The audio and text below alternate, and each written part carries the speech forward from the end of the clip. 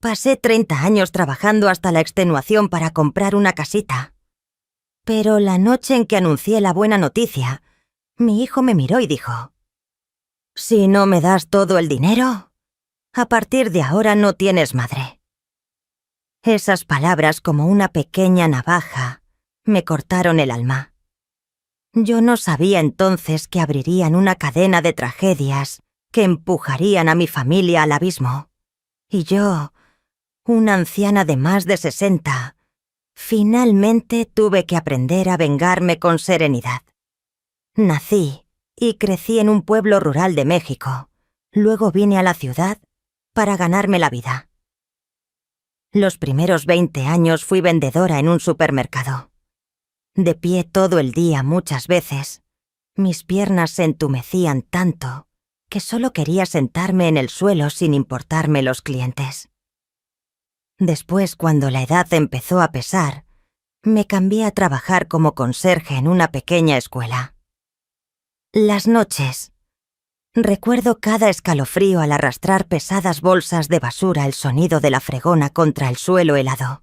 Había días en que agotada me recostaba contra la pared y me quedaba dormida unos minutos, la escoba todavía apretada en mi mano, como si temiera perder el trabajo si la soltaba. La espalda me dolía tanto que cada vez que me enderezaba escuchaba un pequeño crujido. Mis manos estaban callosas, agrietadas por los productos químicos. Pero cada mes me esforzaba por ahorrar un poco. A veces solo 300, 500 pesos. Y los guardaba en una vieja caja de hojalata, escondida detrás de una imagen de la Virgen de Guadalupe. No era mucho, pero era toda mi esperanza. Toda mi vida viví en cuartos de alquiler húmedos. Cuando llovía el agua goteaba del techo como hilos de plata. Algunas noches tenía que poner cubetas y acurrucarme para evitar las goteras. Los caseros. A veces eran amables, a veces tan desagradables, que si se me caían las sandalias me regañaban por molestar a todo el vecindario. Una noche, sentada en la cama mirando la pared desconchada, me dije en voz baja: «Antes de morir, quiero tener un lugar que sea realmente mío, aunque sea solo una vez». Desde ese día el sueño de comprar una casa se convirtió en la única motivación que me hacía levantar cada mañana. De pequeño Miguel me quería mucho. A menudo me tomaba de la mano y me decía: «Mamá, no tengas miedo de nada cuando sea grande. Yo te cuidaré». Yo le creí. Dios mío, creí esas palabras como creía en mi propia respiración. Pero desde que se casó, todo cambió. Mi nuera, Julieta, era el tipo de mujer que vestía elegante, hablaba rápido y tenía una mirada que siempre parecía juzgar al mundo entero. Nunca lo decía directamente, pero yo sabía que me consideraba provinciana pobre y sin modales. Una vez accidentalmente rompí un vaso de cristal en su casa y mi corazón se aceleró al escuchar el sonido. Ella solo me miró y dijo: «¿Verdad que no está acostumbrada a cosas finas? Mamá Miguel estaba allí». Pero se quedó en silencio. Desde que se casó le hacía más caso a Julieta que a nadie. Me sentía como una extraña en la propia familia de mi hijo. De camino a casa desde la escuela siempre pasaba por una casa de color amarillo pálido pequeña, pero con un porche y una puerta de madera tan bonitos que solo con mirarlos sentía paz. Todas las noches me detenía unos minutos, tocaba la pared fría. He vivido toda mi vida por los demás. Esta vez quiero vivir para mí. Empecé a imaginar la pequeña cocina donde prepararía mi café cada mañana. Una habitación con una ventana que recibiera el sol. Un pequeño camino para plantar hibiscos. Ese sueño me ayudó a soportar todo el cansancio. Luego, una tarde, cuando acababa de colgar mi uniforme de conserje, sonó el teléfono. Era Miguel. Su voz parecía contenida. «Mamá, ¿puedes venir a nuestra casa este fin de semana? Tendremos una cena familiar especial». Me quedé inmóvil. no era normal en su forma de hablar. Sentí un escalofrío en la espalda, una premonición muy clara. La voz de mi hijo suena muy diferente. Y esa misma cena sería el comienzo de todo lo que nunca me atreví a imaginar. Recuerdo aquella noche como si hubiera sido ayer. A veces me pregunto si ese día no hubiera entrado en su casa. Quizás mi vida no habría tomado un camino tan doloroso. Me paré frente a la puerta del apartamento de Miguel, con una bolsa de flanes que había hecho. El cielo seguía nublado después de una lluvia ligera, y el pasillo olía a humedad de paredes sin pintar. Toqué el timbre. Nadie abrió. Escuché algo débil desde adentro. No era una conversación normal, sino más bien un altercado reprimido. Esperé un poco más. Justo cuando iba a darme la vuelta, la puerta se abrió de golpe. Julieta apareció con una sonrisa tan amplia que supe al instante que era falsa. «Ya llegó, mamá, pase por favor». Su voz era suave como el algodón, pero sus ojos eran agudos y fríos. La casa estaba muy iluminada, la mesa del comedor puesta como para recibir a invitados importantes, un mantel blanco impecable, copas de vino alineadas, velas aromáticas encendidas. De repente, me pareció extraño. ¿Qué clase de cena familiar se preparaba como una reunión de negocios? Miguel salió de la cocina con la camisa aún sin abrochar hasta el cuello. Me miró y evitó mi mirada. Lo supe de inmediato, algo pasaba. Cuando me senté en el sofá, mis ojos se posaron en una carpeta de documentos a color descuidada sobre la mesa. Gráficos, líneas en inglés, fotos de productos, incluso un contrato modelo metido en una funda de plástico. Pregunté, «¿Esto es de ustedes?» Julieta se acercó rápidamente, escondió la carpeta debajo de una revista sonriendo. «De esto hablamos después, mamá». Miguel y su esposa susurraron entre ellos en la cocina.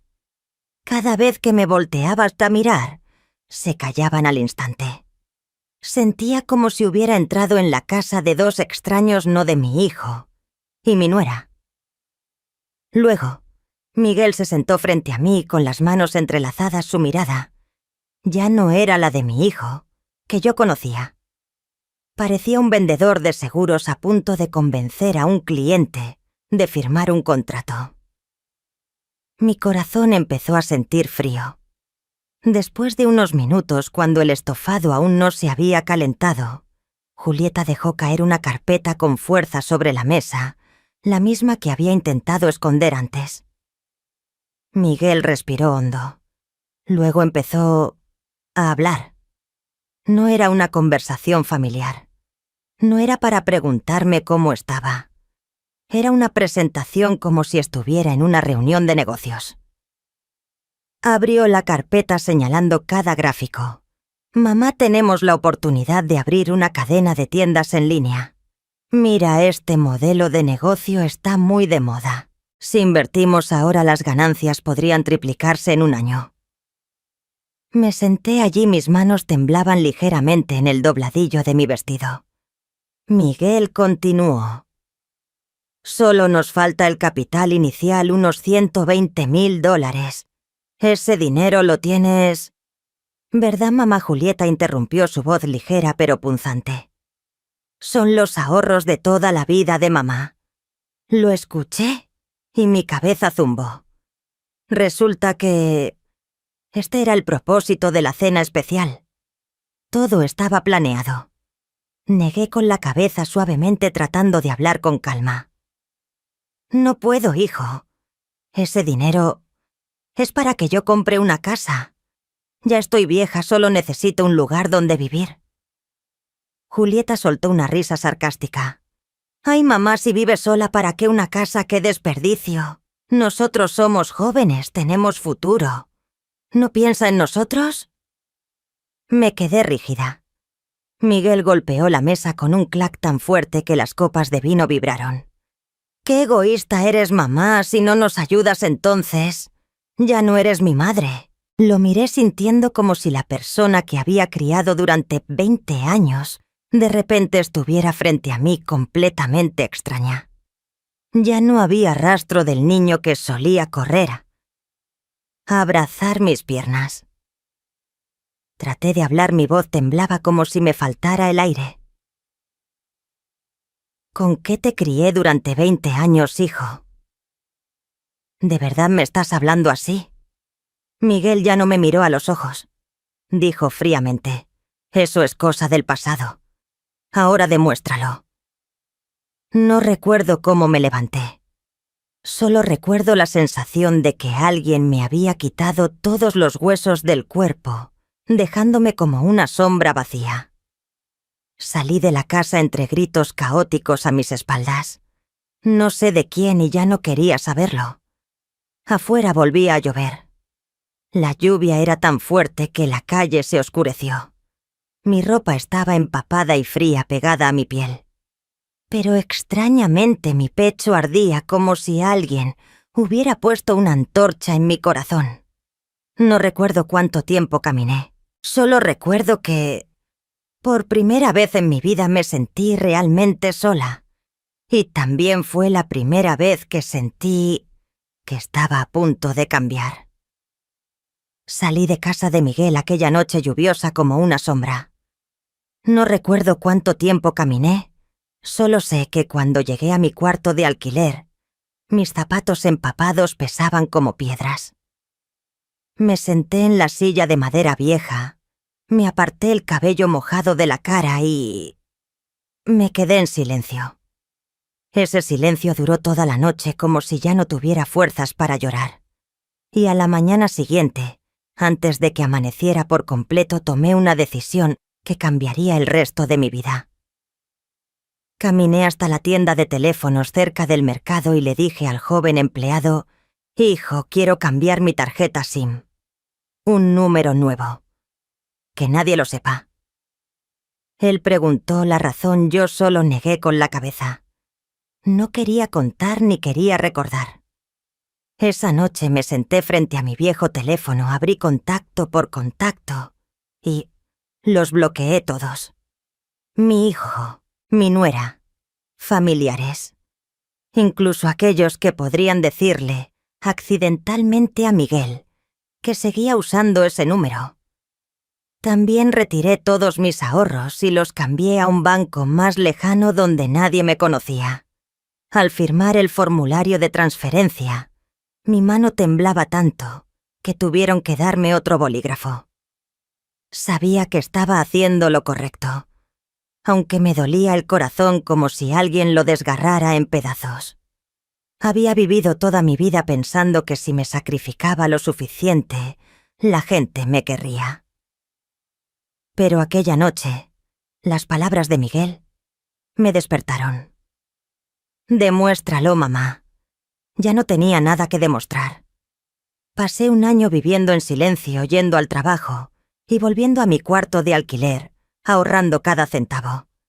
Nadie sabía dónde estaba. Nadie llamaba, nadie me buscaba. Esa separación al principio dolió mucho, pero luego me acostumbré. Luego, una tarde, mientras limpiaba las mesas del aula, el director entró y puso un papel sobre mi mesa. «Señora María, su solicitud para comprar la casa ha sido aprobada». El propietario aceptó el precio. Me quedé como aturdida. Había esperado esas palabras durante más de la mitad de mi vida. El día de firmar el contrato mi mano temblaba tanto que la empleada tuvo que sujetar el papel para que yo pudiera firmar en línea recta. Mientras firmaba me mordía los labios para no romper a llorar. La primera noche en la casa nueva, una casita de color amarillo pálido, exactamente la que veía todos los días. Me acosté en medio de la sala vacía, mi espalda tocando el suelo de baldosas que aún olía a pintura fresca. Rompí a llorar. Lloré de alegría. Lloré de pena. Lloré porque finalmente tenía un lugar que era mío.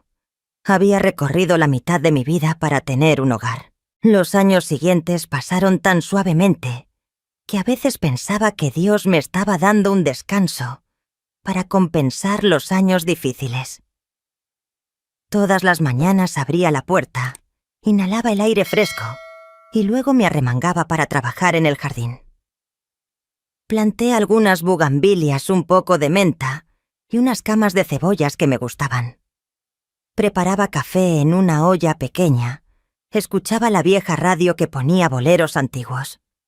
A veces me sentaba toda la tarde solo para ver la luz del sol en la pared. Me uní a un club de lectura en la biblioteca local, donde solo había personas mayores como yo, que leían despacio, hablaban sin prisa, y todos tenían la apariencia amable de quienes habían sufrido mucho y aprendido a vivir la vida con calma. Sentí una paz que nunca antes había conocido. El barrio al que me mudé era pequeño y tan unido como una familia. Conocí a la señora Rosa, una viuda alegre.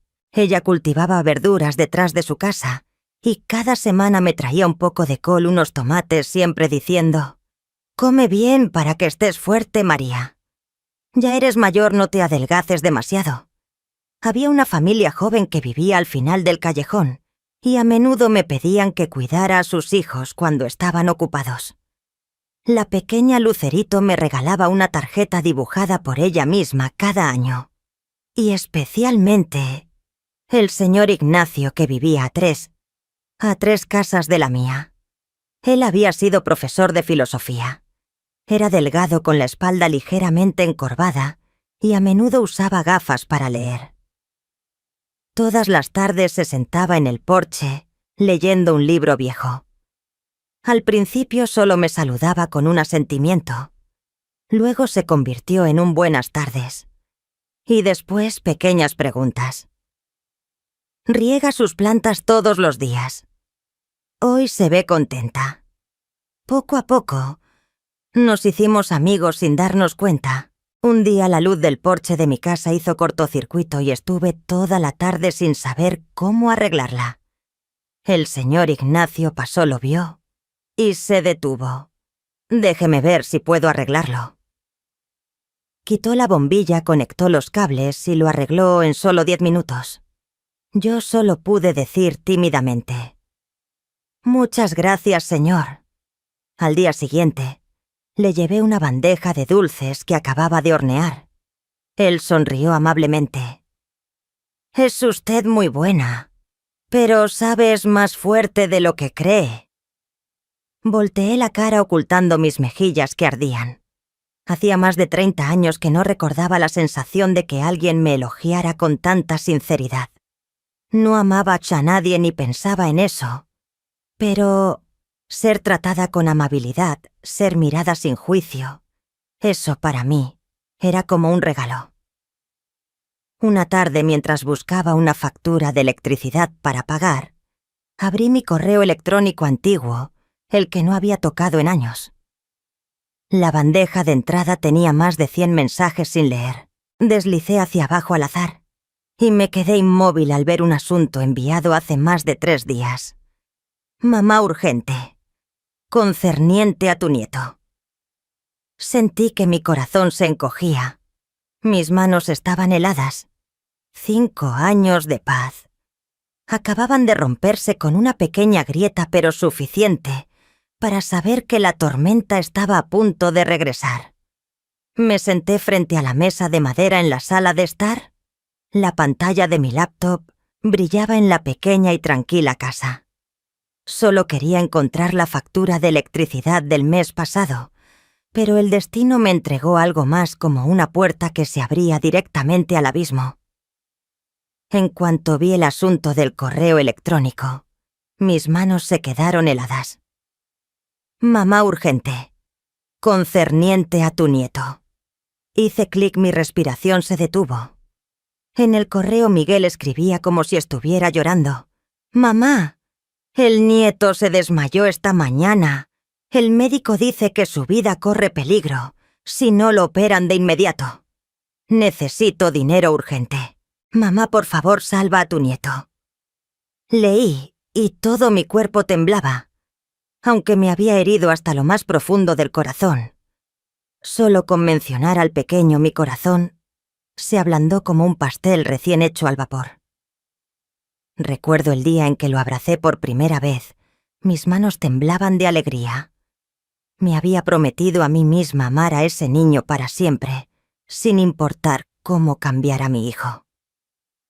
Me levanté de un salto, cogí mi bata y sin siquiera ponerme los zapatos corrí hacia la puerta. Mis ojos estaban empañados por las lágrimas. Mi boca solo murmuraba una frase.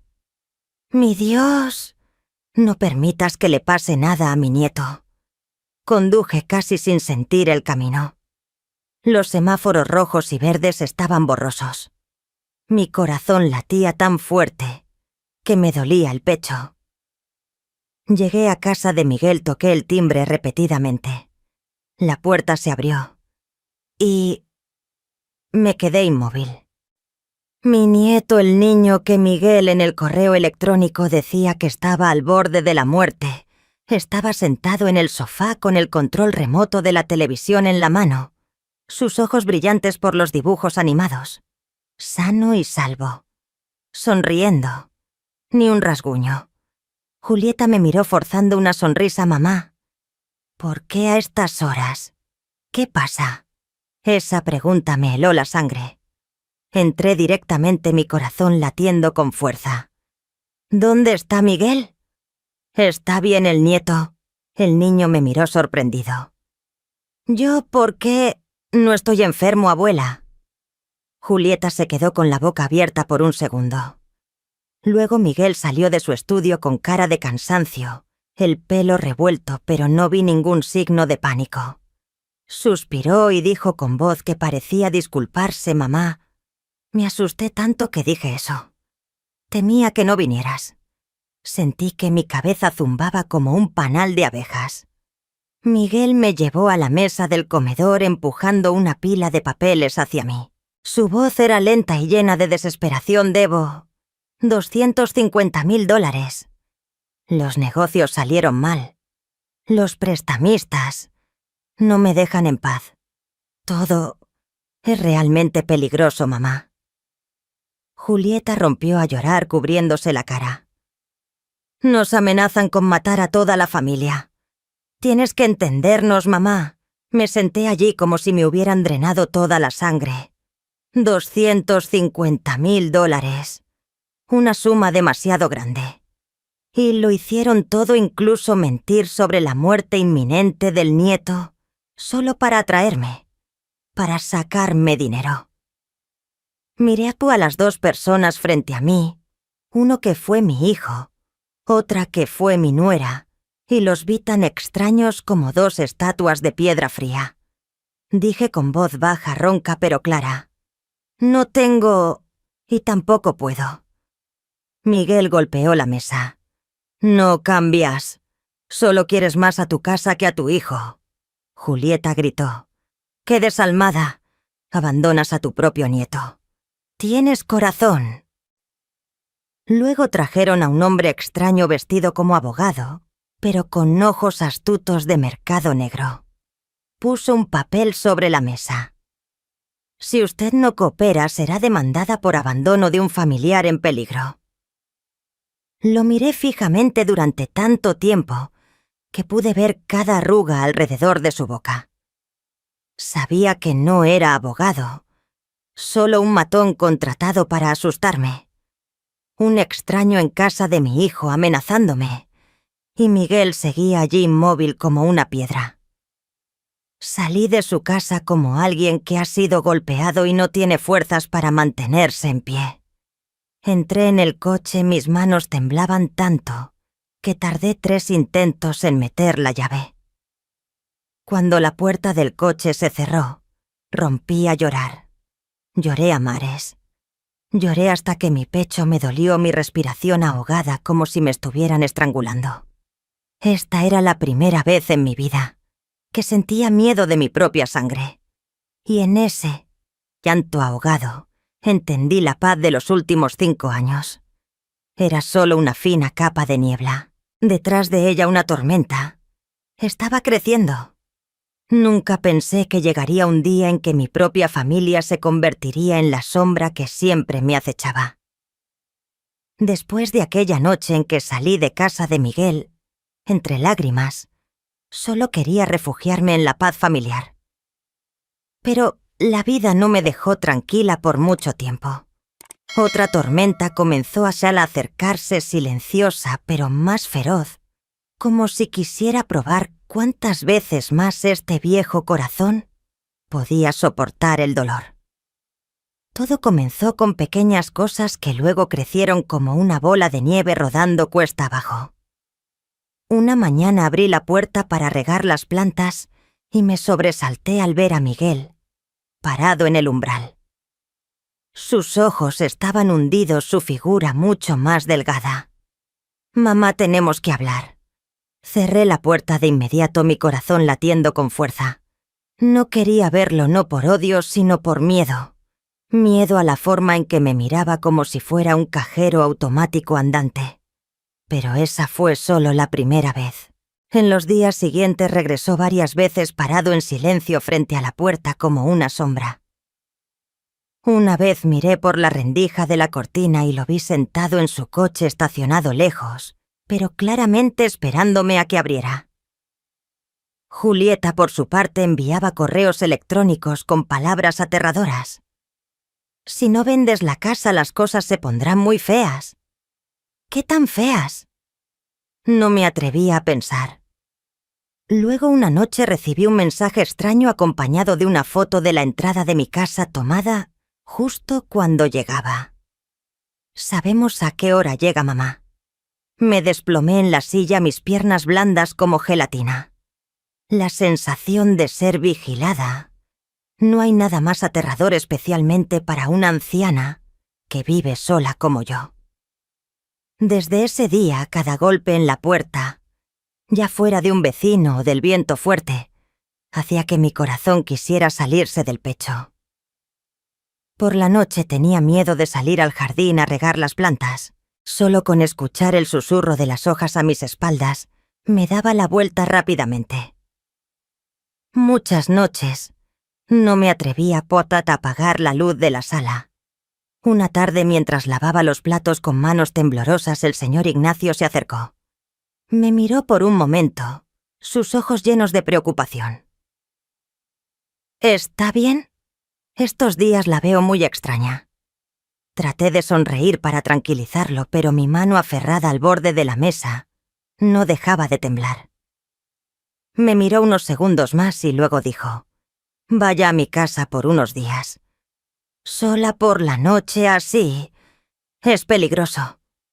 Sus palabras tocaron exactamente el miedo que yo intentaba ocultar. Finalmente asentí, tan leve como el sonido del viento. La casa del señor Ignacio no era grande, pero olía a madera vieja y a libros, un olor que me tranquilizaba. La primera noche allí, me senté con las piernas encogidas en el sofá tratando de mantener la calma. Él me trajo 2 tazas de té de hierbas humeante. «Bébalo para calentarse. Este té es bueno para dormir». Abracé la taza de té. El calor que se extendía por mis palmas me hacía sentir viva y que alguien se preocupaba por mí. Las noches siguientes nos sentamos en el porche escuchando el viento silbar a través del viejo cactus frente a la puerta. Le conté mi vida, las noches trabajando en turnos, las veces que me despreciaron, los dolores con mi hijo. Él escuchaba sin interrumpir, sin juzgar. Solo de vez en cuando decía una frase suave: «Usted no merece estas cosas, María». Una noche, mientras le contaba mi miedo a ser vigilada, rompí a llorar. Él se sentó más cerca, su mano se posó suavemente en mi hombro. No sé por qué lo hice, pero apoyé mi cabeza en su hombro. Un apoyo muy suave, muy cauteloso, como si temiera incomodarlo. Sin embargo, él se quedó quieto sin apartarse. Hacía mucho tiempo que no me sentía tan segura. No quería que Miguel y Julieta me encontraran más. No quería que supieran dónde estaba, cómo vivía. Una mañana, antes de que el sol saliera por completo, Le dije al señor Ignacio, creo, que debería vender la casa. Él me miró frunciendo ligeramente el ceño. ¿La vende para ayudarlos a ellos? Negué con la cabeza de inmediato. No, la vendo para romper completamente con ellos. Esa fue la primera vez en mi vida que supe claramente que me estaba protegiendo a mí misma. Llamé a un agente inmobiliario ese mismo día. Para vender rápido acepté bajar el precio por debajo del mercado. Al firmar el acuerdo de venta, sentí un gran peso en mi corazón, como si acabara de arrancar un pedazo de mí. Pero sabía esta era la única forma de que ya no tuvieran una razón para buscarme.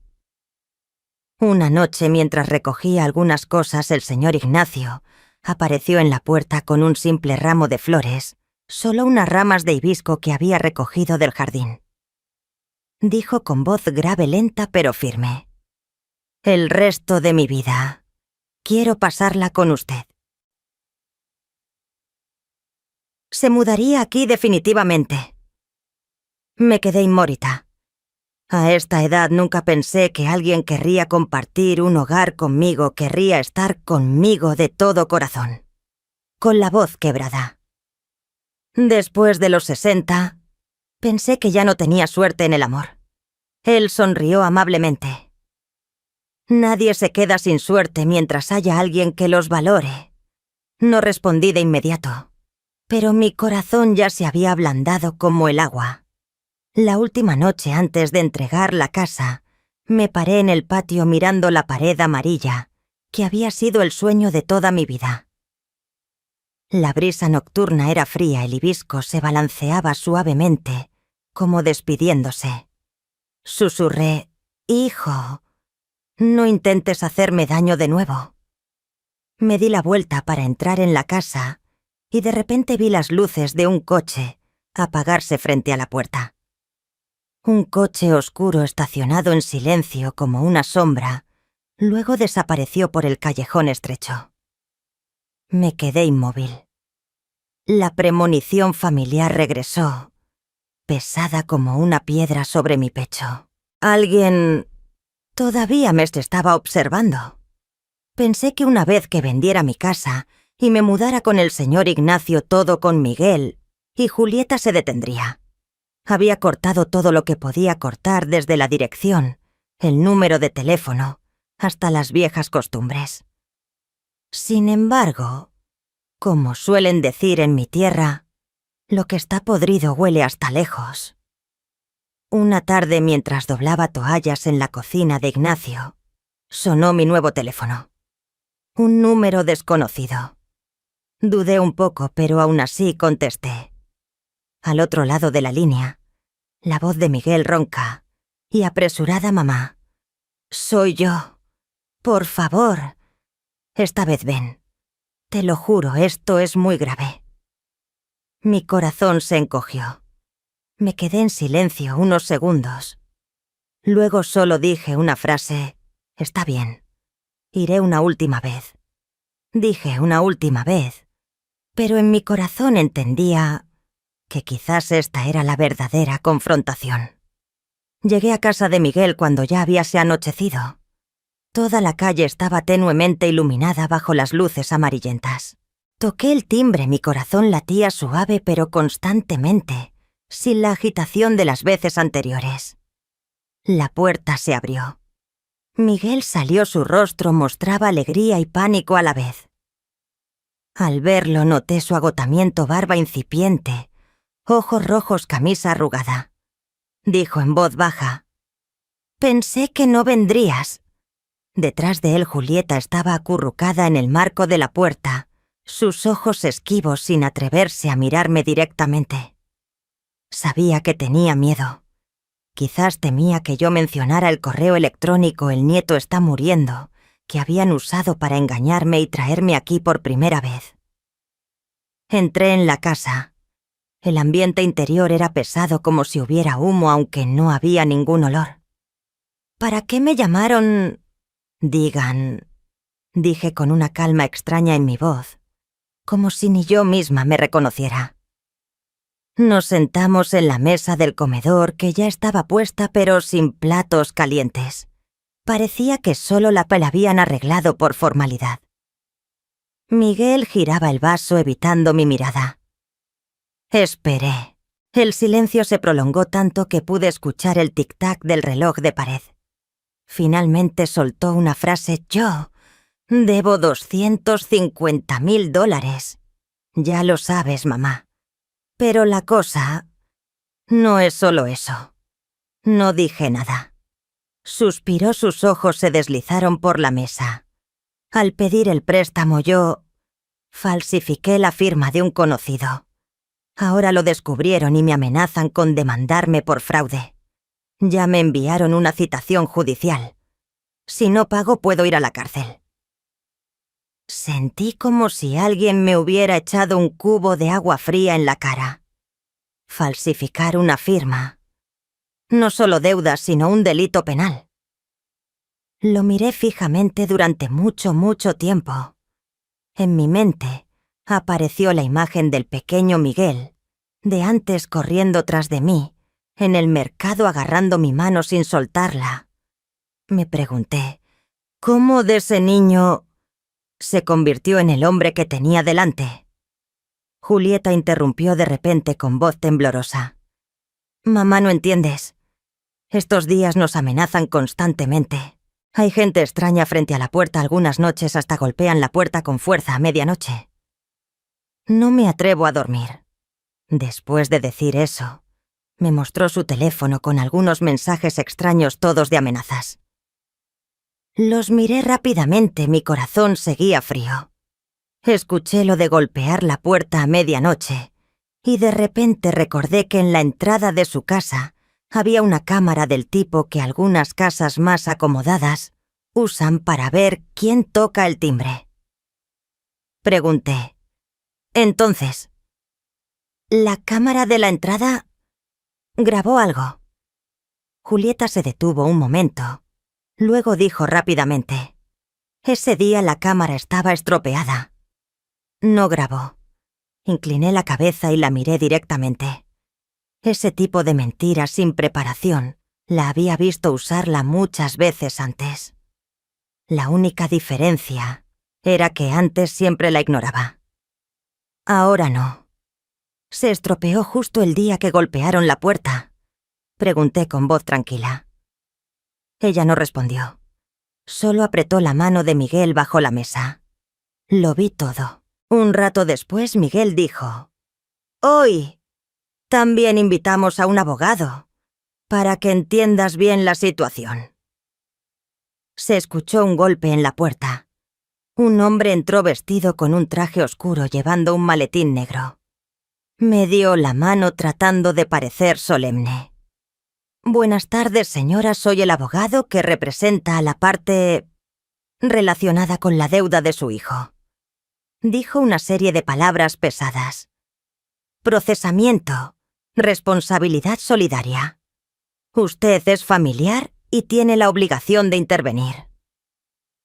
Luego, concluyó, si usted no ayuda, el tribunal podría considerarla cómplice indirecta por saber y no intervenir. Me quedé quieta sin responder. Cuando se inclinó para abrir el maletín y sacar los papeles, mis ojos se detuvieron de repente en el logo impreso, en la esquina del maletín, el nombre de una pequeña compañía de seguros que yo había visto anunciada en un folleto en el supermercado. No era un bufete de abogados. No era una oficina legal. Un agente de seguros haciéndose pasar por abogado. Sentí que la máscara que intentaban construir se caía justo frente a mis ojos. Lo miré preguntando directamente, ¿tiene su número de colegiado de abogado? Déjeme verlo. Se detuvo medio segundo. Su mirada se desvió. Luego forzó una sonrisa.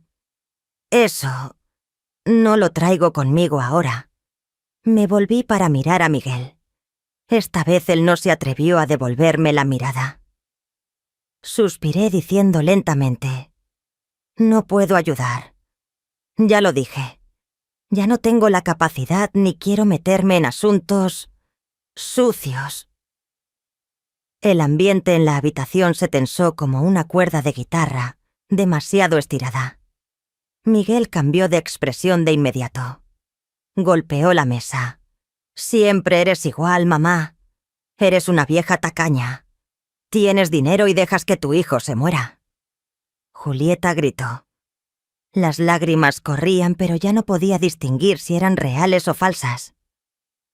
«Tienes un nieto y eres fría como una piedra. ¿Crees que vivir con el viejo del vecino es más elegante que vivir con tu hijo?» Luego sacaron todo el pasado a relucir revolviéndolo como cenizas sin apagar. «Papá murió joven también porque tú no supiste educar a tu hijo. No supiste elegir a un hombre». Miguel escupió cada palabra. «Desde pequeña solo sabías obligarme a ahorrar. No me dejabas vivir como la gente. Y ahora que tienes casa y dinero, nos abandonas», continuó Julieta. Cada palabra que decían era como una bofetada. Pero extrañamente, esta vez no rompí a llorar. Solo sentí un cansancio profundo hasta los huesos. Lentamente me levanté, miré de reojo el papel que habían puesto sobre la mesa. Unas facturas de hospital impresas de algún lugar nuevas. El papel aún olía a tinta. Lo tomé, lo doblé y lo metí en mi bolsillo. No porque creyera, sino porque quería guardar una prueba para mí misma, una prueba del grado de mentira al que estaban dispuestos a llegar.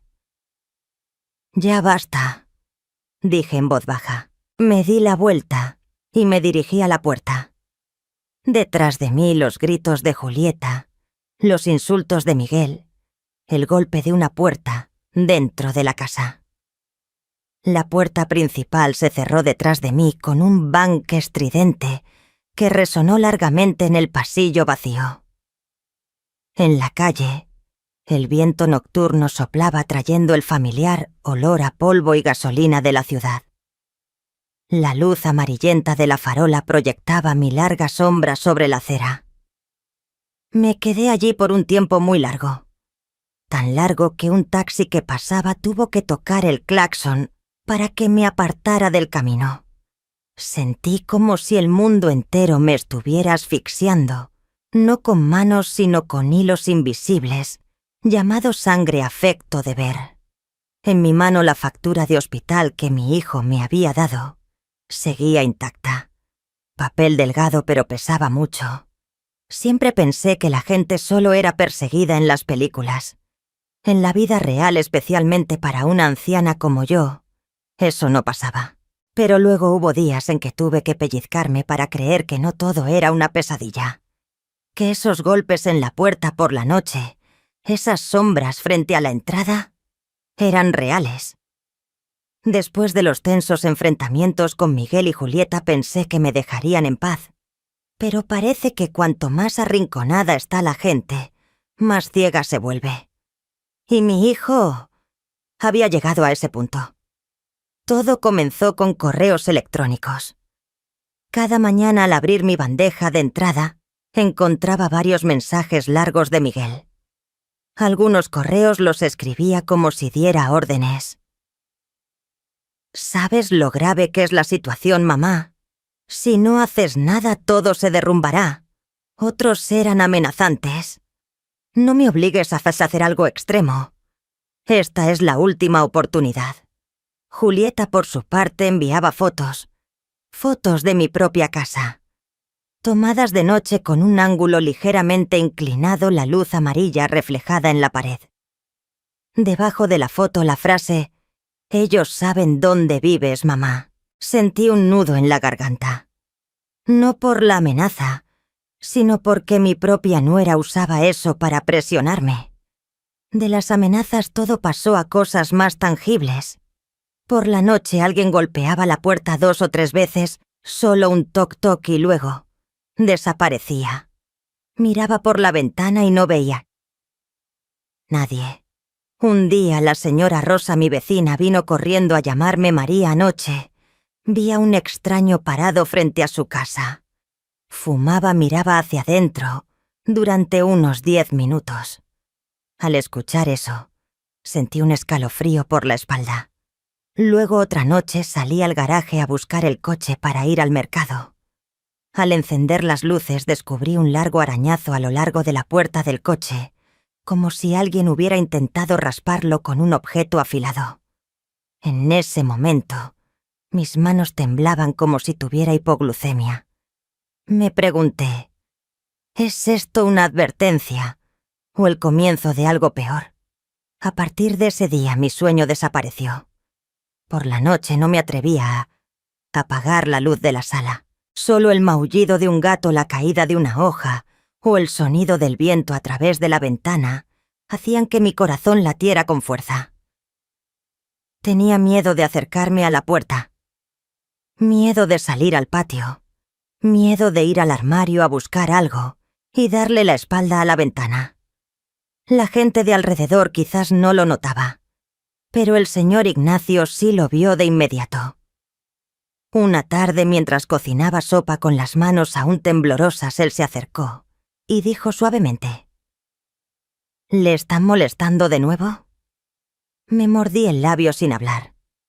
Solo la forma en que apretaba el cucharón de sopa fue suficiente para que él entendiera. Esa noche nos sentamos en el porche de su casa. Hacía frío, el viento traía el olor a madera vieja y el ladrido de perros al final del callejón. Él me sirvió té. Luego dijo cada palabra con voz muy firme. María debe llamar a la policía. Negué con la cabeza frenéticamente. No quiero hacer un gran problema. Si los denuncio, Miguel se enojará aún más. Él suspiró mirándome fijamente como si sopesara cada palabra. A veces los hijos ya no son hijos, sino dolor. Y ese dolor debe cortarlo. De lo contrario se tragará el resto de su vida. Bajé la cara hacia la taza de té. Las lágrimas cayeron sin que me diera cuenta. Sabía que tenía razón, pero no tuve tiempo de seguir ese consejo. Unos días después fui a la biblioteca como de costumbre para leer cuentos a los niños de mi grupo de voluntarios. Era un raro momento en que me sentía útil. Cuando salí de la biblioteca, una sombra se abalanzó sobre mí. Miguel. Su cara estaba roja, sus ojos desorbitados, como los de alguien que ha perdido el control. ¿Hasta cuándo vas a huir de mí?, gritó fuerte. La gente de alrededor se volvió a mirar. Algunos niños se asustaron. Di un paso atrás. No hagas esto. Hay mucha gente... Pero él no escuchó. Continuó gritando, señalándome con el dedo, diciendo cosas que me avergonzaron tanto que quise esconderme bajo tierra. Eres una inútil. Me abandonas. ¿Quieres verme morir? Los guardias tuvieron que intervenir pidiendo a Miguel que abandonara el área. La gente me miraba como a una anciana patética siendo acosada por su hijo. En ese momento solo quería desaparecer. Me quedé inmóvil por varios minutos. Incluso cuando el señor Ignacio vino a buscarme todavía no me había recuperado. Esa noche, sentada en mi habitación y mirando la oscuridad fuera de la ventana, supe que no podía seguir viviendo así, ni un día más. No culpaba a Miguel. Ya no tenía fuerzas para culparlo. Pero sabía una cosa con certeza. Mientras él supiera dónde vivía, nunca tendría paz. A la mañana siguiente llamé al agente inmobiliario: quiero vender la casa. Lo más rápido posible. El agente, un poco sorprendido, preguntó: ¿qué precio quiere? Acepto perder varias decenas de miles, con tal de vender rápido. Al firmar el acuerdo mi mano tembló ligeramente, pero mi corazón se sintió más ligero. Esa casa era el sueño de toda mi vida, pero ahora se había convertido en la jaula que me aprisionaba en el miedo. Dije una frase que ni yo misma creí poder decir. Esta casa es mi sueño, pero no puedo vivir si cada noche tengo miedo de ser atacada. Dejé la pluma. Suave pero doloroso. Nunca pensé que a esta edad tendría que estar en medio de una casa vacía, para despedirme del sueño que me había alimentado durante décadas. La mañana de la entrega de la casa llegó ligera pero también pesada. Me hizo recordar una frase que solemos decir los mexicanos. Lo que se va deja huella. Y esta casa había dejado muchas. Estaba en medio de la sala donde antes había puesto una alfombra color crema, donde había colocado mi viejo sillón para escuchar la radio por las tardes. Hoy todo era solo una pared vacía, un suelo de baldosas frías y brillantes, y el suave susurro del viento a través de la ventana. Puse mi mano en la pared acariciándola suavemente como la frente de un niño. Gracias por darme unos años de paz, susurré. Mientras me agachaba para revisar la última caja, escuché pasos suaves fuera de la puerta. Mi corazón dio un vuelco, la reacción habitual de los meses de ser vigilada. Me di la vuelta rápidamente, pero resultó ser solo el señor Ignacio. Él estaba allí con un rollo de cinta adhesiva y algunas cajas. Sonrió amablemente, una sonrisa que disipó todas mis dudas. Vine a ayudarla a terminar de empacar, no la dejaré hacerlo sola. Suspiré aliviada, sintiendo como si acabara de salir de la oscuridad a un lugar con luz. La casa del señor Ignacio no era grande, pero estaba ordenada, limpia, y tenía un calor especial. Mi lugar favorito era el pequeño jardín, en el porche algunas hileras de margaritas amarillas, unas pocas plantas de romero y una vieja silla de madera donde solía sentarse a leer el periódico. La primera noche que me mudé, me acosté en la pequeña cama de la habitación de invitados, escuchando el susurro del viento en el porche. Ya no había pasos extraños frente a la puerta, ni golpes a medianoche. Me sentí segura, esa sensación que no había tenido en muchos años. Los días que viví con él me di cuenta de que la vida ya no era tan pesada como antes. Cocinábamos juntos, él cortaba las verduras, yo sazonaba a veces. Él era tan torpe que al cortar cebolla, también se cortaba las uñas. Tuve que vendarlo y él se avergonzó hasta ponerse rojo. Por la noche nos sentábamos a ver las noticias o escuchábamos algunos de los viejos discos de boleros que él guardaba de su juventud.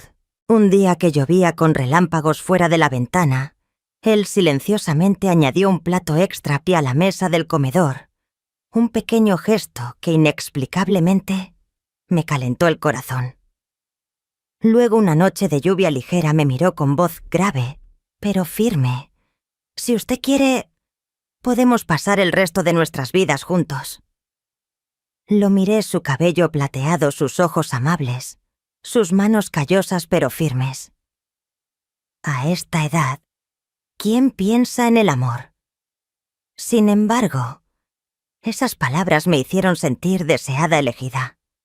No respondí de inmediato, pero mi corazón ya había vibrado como una vieja guitarra que se toca después de muchos años de olvido. Poco después, la biblioteca donde había sido voluntaria me ofreció un trabajo a tiempo parcial.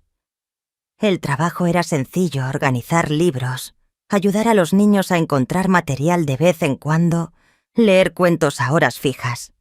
Lo que más me gustaba era el olor a libro viejo, ese olor que me daba la sensación de que el tiempo aquí pasaba lento, apaciblemente. Poco a poco la paz regresó a mí. Me sentí útil. Ya no me atormentaban las largas noches de miedo. Ya no me sobresaltaba el sonido del viento golpeando la puerta. Cada mañana al despertar preparaba café, miraba el jardín de margaritas y sentía el corazón ligero. Pero la vida rara vez concede a alguien una paz completa. Una tarde, mientras regaba las plantas en el porche, vi un papel doblado por la mitad metido debajo de la puerta. Miré alrededor, no había nadie. Me agaché para recogerlo, lo abrí.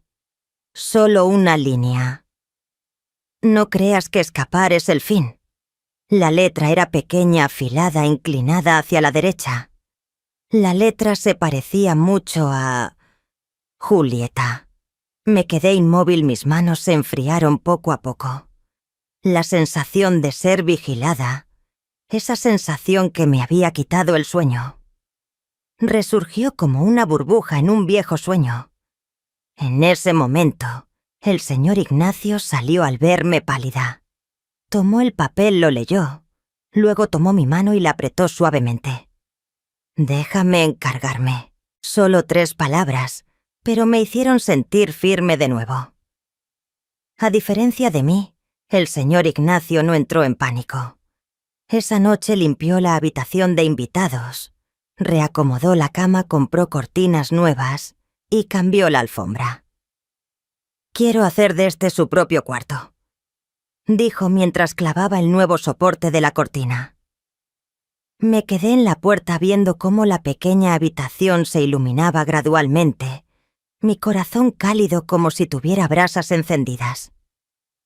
Por primera vez después de muchos años de miedo y dolor, sentí que merecía ser amada.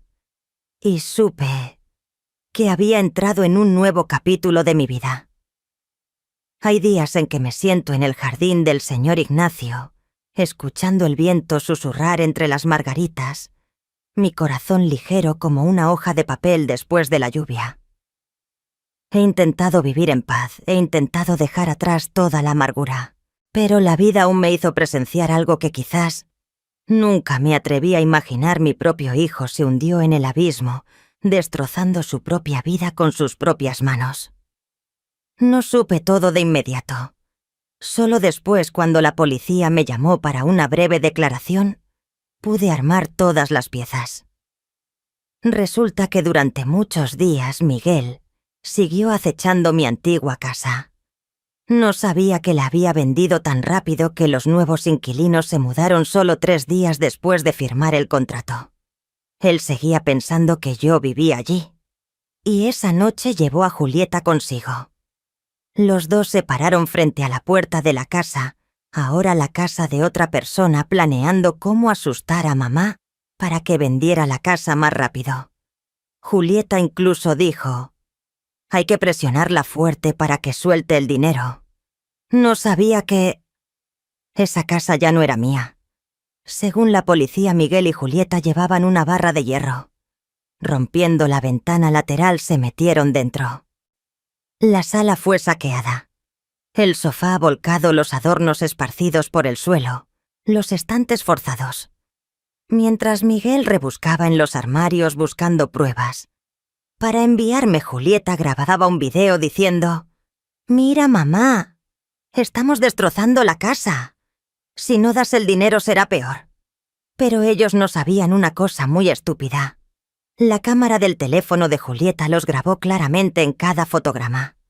Tan claro que se veían las arrugas en el entrecejo de Miguel.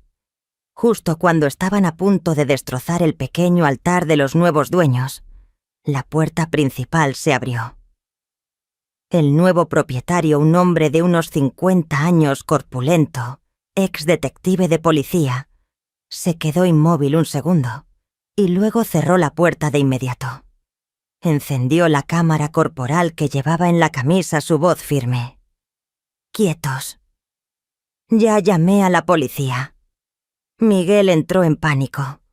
Corrió directamente hacia la puerta trasera, pero tropezó con una maceta, cayendo de bruces al suelo. El nuevo propietario solo tuvo que sujetarlo por el hombro para inmovilizarlo. Julieta temblaba, balbuceando: «No, no es cierto. Solo queríamos hablar». Pero el video en su mano lo decía todo. Cuando me llamaron a la comisaría, Miguel estaba cabizbajo con las manos esposadas frente al estómago. Julieta lloraba con los ojos rojos. La policía me pidió que respondiera solo lo relevante. Yo no era la víctima directa, esa casa ya no me pertenecía. Miguel declaró: «Lo hice para darle una lección a mi madre. Ella me llevó al límite». El oficial tomó notas y luego preguntó: «Pero esta no es la casa de su madre, ¿verdad?». Miguel levantó la vista pálido. Julieta se volvió para mirar a su marido con los ojos desorbitados, como si quisiera destrozarlo. «¿Qué dices?» «Esta es la casa nueva de otra gente». El silencio en la sala de interrogatorios era sepulcral. Ambos entendieron acababan de cavar más profundo el hoyo en el que habían caído. Los cargos eran claros. La policía Xi enumeró destrucción de propiedad por valor de más de $50.000. Allanamiento de morada. Causar daño emocional al propietario un ex policía con todas las pruebas de la cámara corporal. El abogado real explicó que para reducir la sentencia, debían compensar todos los daños. Así que Miguel y Julieta se vieron obligados a vender. El coche, vender las joyas de la boda, vender la computadora, la televisión, los relojes, incluso vender el sofá nuevo que acababan de comprar. Finalmente, después de pagar la compensación y los honorarios legales, se quedaron casi sin nada. Tuvieron que mudarse a un pequeño apartamento de alquiler de 2 habitaciones, en un barrio modesto, viviendo con los padres de Julieta, de quienes Julieta una vez dijo que no quería vivir con ellos porque era asfixiante. Todo se derrumbó muy rápido. Según contaron conocidos, Miguel y Julieta discutían todos los días. Sin dinero, sin honor, todas las recriminaciones recaían el uno sobre el otro. Julieta gritaba: «Todo es por tu culpa. Eres un estúpido por meterme en esto». Miguel le devolvía el grito con voz ronca: «Sin mi madre mi vida no habría sido así». Esa frase, cuando me la contaron, me dolió el corazón. Pero también me hizo entender algo claramente. El niño que yo había criado ya no era el mismo. Él mismo se había empujado al abismo y quería arrastrarme con él. Pero esta vez no lo permitiría. Afuera, el nieto asustado se sobresaltaba por la noche recordando la escena de la policía irrumpiendo en casa. La familia de Miguel se hizo pedazos como un objeto golpeado con un martillo, no por mí, sino por sus propias elecciones. Nunca pensé que viviría lo suficiente para presenciar todas las espirales de una familia que se desmoronaba. Pero quizás la vida quería que viera algo a veces. Las personas solo cambian cuando pierden demasiado. Y Miguel había tocado fondo. Estaba acomodando los platos en la mesa cuando mi teléfono vibró. Era un número de un pariente lejano, alguien con quien normalmente no hablaba en todo el año. Sabía lo que se avecinaba. Al otro lado de la línea, la voz de mi pariente temblaba. «María, Miguel me pidió que te llamara. Dice que quiere disculparse. Dice que está muy arrepentido». Me quedé en silencio. Tan en silencio que ella pensó que la línea se había cortado. Luego, unos días después, Julieta envió un mensaje de texto. Era muy largo, pero solo vi una frase: «Mamá, salva a nuestra familia». Una frase familiar. La misma frase que Miguel me había dicho cuando quería sacarme dinero. Leí ese mensaje 3 veces. Sin llorar, sin temblar, solo sentí un vacío en mi corazón. La gente solo llora cuando aún tiene esperanza. Yo no tenía nada más que esperar. Por la noche me senté en la sala de Ignacio con las manos sobre las rodillas mirando la luz amarilla que se filtraba por las cortinas. Abrí el teléfono y cada contacto apareció ante mis ojos: Miguel, Julieta, parientes. Todos los nombres que me habían causado dolor. Presioné el botón de bloquear uno por uno. No por odio, sino porque finalmente había ya entendido algo que toda mi vida no me había atrevido a pensar. No todos los que nacen merecen estar en nuestra vida. El señor Ignacio entró, se sentó a mi lado. No me preguntó qué hacía, pero su mirada fue suficiente para entender. Apoyé la cabeza en su hombro, diciendo una frase que había guardado en mi corazón durante mucho tiempo. Los he perdonado en mi corazón, pero ya no quiero que entren en mi vida. Él puso su mano sobre la mía apretándola suavemente. No dijo nada más. A veces el silencio es lo que más consuela a la gente. Celebramos nuestra ceremonia de compromiso en el jardín trasero, donde estaban las hileras de margaritas amarillas que tanto Ignacio como yo amábamos. No hubo vino caro ni banda de música ni invitados lujosos.